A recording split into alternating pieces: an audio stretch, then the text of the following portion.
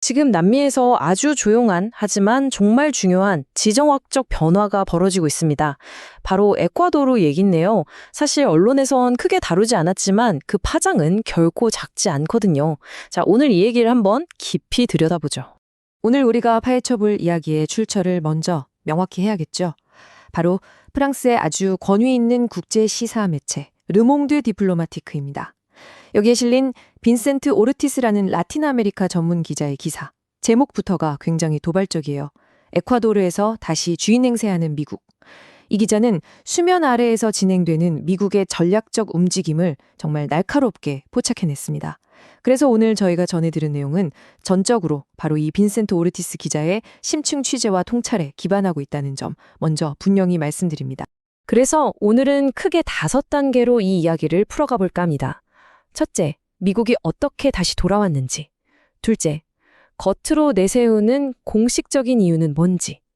그리고 셋째, 그 이면에 숨겨진 진짜 지정학적 전략은 무엇인지. 기사는 어떻게 분석하는지 살펴볼 거고요.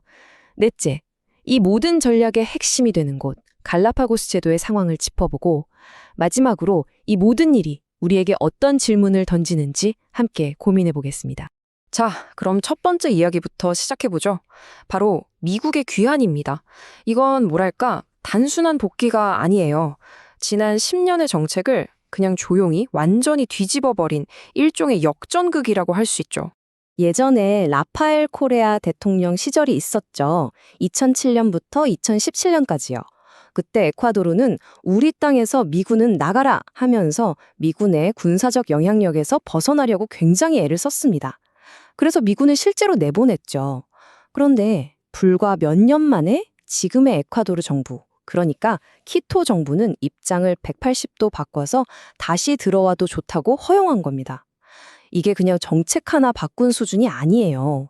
이건 에콰도르의 대미 정책이 완전히 뒤바뀌는 엄청난 전환점인 동시에 미국이 라틴 아메리카에서 잃었던 발판을 다시금 되찾고 있다는 아주 강력한 신호탄인 셈입니다. 아니 그러면 대체 왜 갑자기 이런 변화가 생긴 걸까요? 궁금하시죠? 일단 양국 정부가 대중들에게 설명하는 그 공식적인 이유, 겉으로 드러난 이야기부터 한번 살펴보겠습니다. 공식적으로 내세우는 이유는 아주 그럴싸하고 명쾌합니다. 바로 범죄와의 전쟁. 요즘 남미에서 마약 카르텔이 정말 문제잖아요?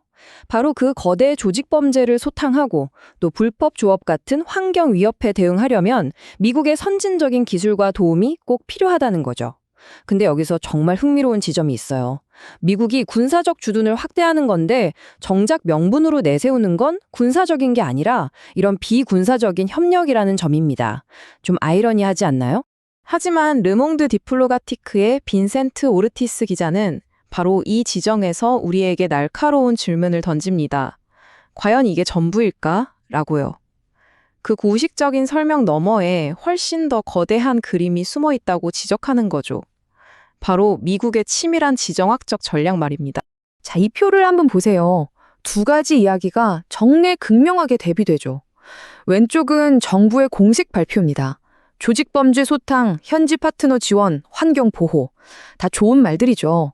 그런데 오른쪽 기자의 분석은 완전히 다른 이야기를 하고 있습니다. 미국의 진짜 목표는 에콰도르를 발판 삼아서 라틴 아메리카 전역에서 군사적 존재감을 다시 키우고 특히 요즘 중국의 영향력이 무섭게 커지고 있는 바로 그 태평양에서 전략적 거점을 확보하려는 거다 이겁니다. 그러니까 핵심은 이거죠. 범죄 소탕은 어쩌면 진짜 목적을 가리기 위한 아주 좋은 명분일 수 있다는 겁니다. 그리고 이 거대하고 복잡한 지정학적 게임의 가장 상징적이면서도 중요한 무대가 되는 곳이 있습니다. 바로 갈라파고스 제도입니다.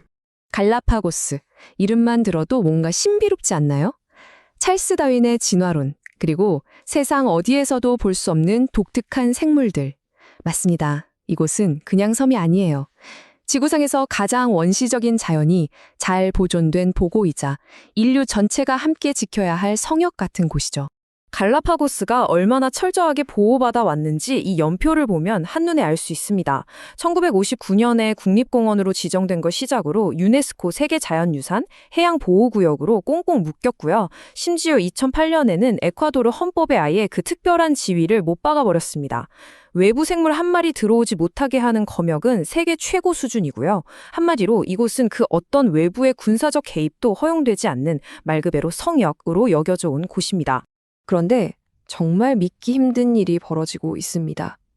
이렇게 겹겹의 보호막으로 둘러싸인 이 신성한 바다에 지금 미 해안 경비대 함정이 순찰을 돌고 있다는 겁니다. 물론 에콰도르 정부와의 협력이라는 멋진 이름을 달고는 있지만요. 이건 수십 년간 모두가 지켜온 대원칙에 아주 명백한 예외가 생긴 겁니다. 그 단단했던 성역에 금이 가기 시작한 거죠. 이 복잡한 상황의 본질을 꿰뚫는 목소리가 바로 현지에서 나왔습니다. 산크리스토발 섬을 생태학자인 호르헤 바스케스가 던진 이 한마디에 정말 많은 것이 담겨 있어요. 그는 이렇게 묻습니다. 미국인들이 정말로 우리의 생물 다양성을 보호하러 온 것일까요? 이 질문 여러분 어떻게 들리세요? 이건 그냥 궁금해서 묻는 게 아니죠. 협력이라는 아름다운 포장지 뒤에 숨겨진 진짜 의도는 다른 데 있는 거 아니냐는 아주 깊은 회의와 날카로운 경고가 담겨 있는 겁니다. 자, 이제 마지막 이야기입니다. 이 모든 상황을 지켜보면서 우리는 하나의 근본적인 질문과 마주하게 됩니다.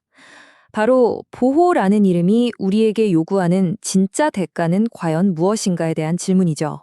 마약 밀매나 불법 어업으로부터 갈라파고스를 보호한다. 이 명분 자체는 분명 설득력이 있습니다. 누가 반대하겠어요. 하지만 그 보호를 위해서 외국의 군사력을 끌어들이는 것이 정말 유일한 해답일까요? 이 결정으로 인해서 에콰도르의 주권 그리고 수십 년간 지켜온 갈라파고스의 비군사적 성역이라는 그 소중한 가치는 어떻게 되는 걸까요? 어쩌면 우리는 보호라는 이름 아래 그보다 더 소중한 무언가를 희생하고 있는 건 아닐까요? 이 질문에 대한 답이 앞으로 에콰도르 그리고 라틴 아메리카 전체의 미래를 결정하게 될지도 모릅니다.